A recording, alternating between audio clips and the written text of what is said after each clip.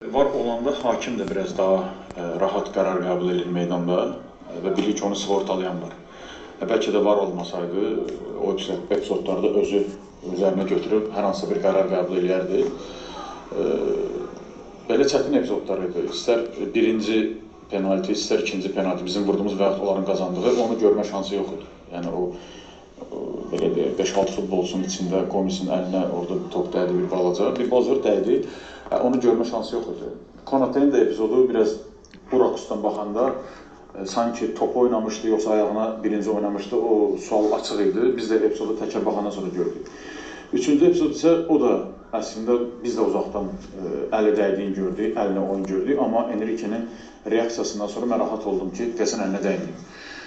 Yəni, belə normal idi. Sadəcə olaraq biraz xırda faullar çox oldu, xüsusilə də oyunun sonunda. O da ki, Elvin bəy gənc hakimimizdir, yüksəkliqdə yeni təcrübə toplayır. Biz də oyun boyu çalışdıq, dəstək olaq, çox təzyiq də göstərməyək.